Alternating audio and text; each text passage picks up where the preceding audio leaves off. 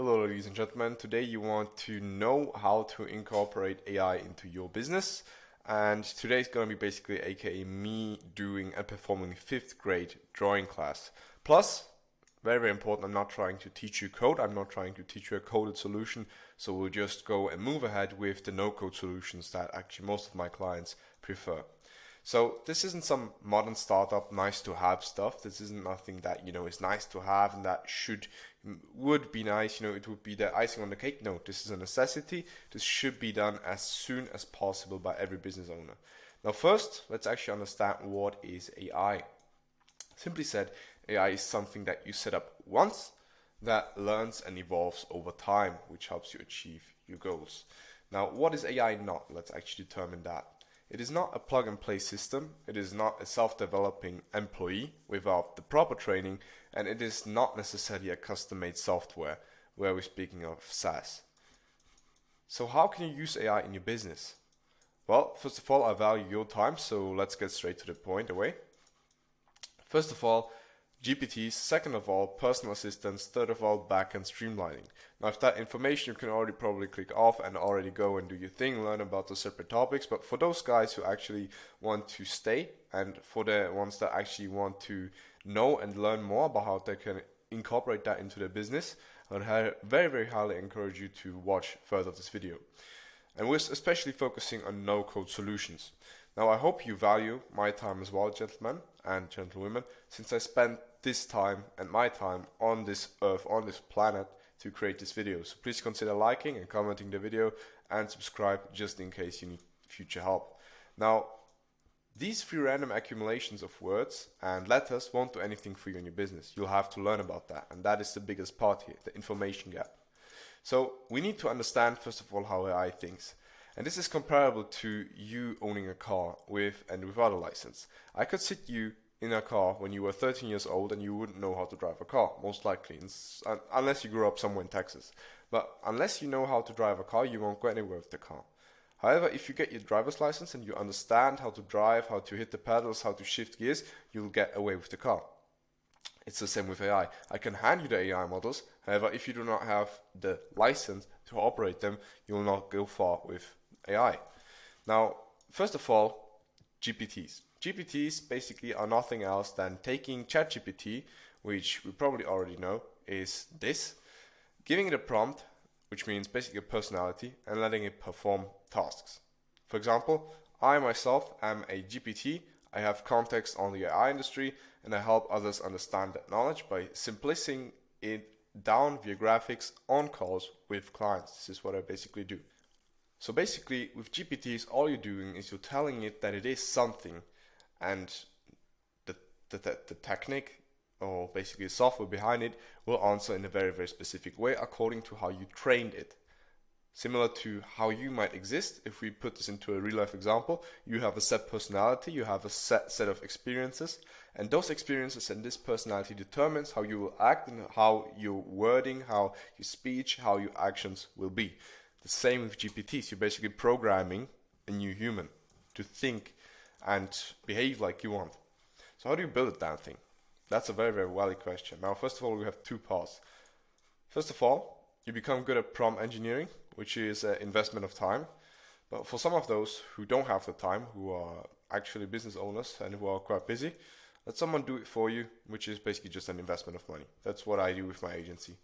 So this is basically a whole video on itself to become good at prompt engineering. But let's take a look. Let's take just a quick look. Let's dive into ChatGPT. So ChatGPT, we have it open here. And prompt engineering is basically, simply said, you're giving it something. You're giving it something to feed on, you're giving it some information. Now here we have your very experienced pilot who has flown over 10,000 hours. It's always very good to hype ChatGPT up in a sense. I'm a 5-year-old passenger who wants to know what air turbulence is. Please describe it to me in a very easy way so I can comprehend. Now these 3 lines of code of us saying a specific wording won't necessarily do too much, but just to showcase how powerful this is, we're going to put this in, and ChatGPT is going to give us a very, very interesting answer. Sure, imagine you're in a big bathtub filled with water and someone starts splashing around, the water gets all wavy and bumpy, right? Yeah, that's called turbulence, etc. It basically teaches a 5-year-old child, according to the views and the experiences of the world, of the 5-year-old child to the world. It explains that in the child's world. So basically, to sum all of these different words up, I know it's quite complicated to get. You basically tell ChatGPT it is something, you input something into it, you put some thoughts into it, some behaviors that you would like to have, and later on it will give you an output based on the input that you did. Very simply said. So ultimately, what we can take from this example is that if they are not very well engineered, they will not be very useful, unfortunately. And users, if this is well done, if this is done by a professional, can be onboarding of employees, streamlining a hiring process, data analysis, code writing, content creation. Literally, the opportunities are limitless. Limitless. All you need is one good prompt, one good template, and you're good to go, depending on your needs, of course. Now, the game gets a bit more interesting when we introduce personal assistants and chatbots, essentially, because this is a true goldmine for especially small and medium-sized businesses. Now, while it still has no code, remember that, dear watchers, while it still has no code, it has massive benefits with softwares like VoiceFlow, Airtable, ChatGPT, and Zapier. VoiceFlow is for AI agents, Airtable is basically Excel on steroids, ChatGPT is ChatGPT, and Zapier is basically a streamlining process. With these softwares, we can already do heaps of things, and the opportunities are truly endless. Now, you can build your own personal assistant, basically. Yes, that's right, you can build it your own. And most clients are actually amazed by the fact that they are so easy to build. And I actually like to showcase on the calls that I have, on the consulting calls that I have with my clients, how they can build one themselves, and we go step by step through it. But basically, chatbots and personal assistants, the good thing about them, and this is very, very good, it is that it works 24/7, requires close to non-maintenance, of course, unless you want to retrain it, unless you want to feed something new into it. But this is also very, very easy and simple to do if set up correctly. It basically eliminates human error. It has no need for vacations, and it is very, very low cost. All you do is pay. If you do it yourself, you pay just a small subscription fee. If you pay to do it someone else, you just pay them a one-time payment or maybe a recurring payment, and they do it for you. It's all good and done. After that, you just pay the subscription to basically the software. Now, if this sounds a bit too much, you can have a 45-minute consulting call with me. The link is down below. So we can go two ways with this. We have chatbots and we have assistants. Example for the chatbots is basically customer support on a website. You might have seen it when shopping around it. There is a little icon on the lower right or on the lower left, basically answering customer questions, answering the needs and desires of the customer. They can put whatever question they want in there. Somehow the chatbot always has an answer, and it kind of emulates a human being behind the line. Now, chatbots from basically written messages can go all the way to calling. So this means basically no need for you to hire a call center, no need for you to hire salesmen ringing up the phone every day. We can take care of that with ChatGPT, or not necessarily with ChatGPT, but with the help of AI. Now, assistants are a different game, because assistants are mainly for the back office.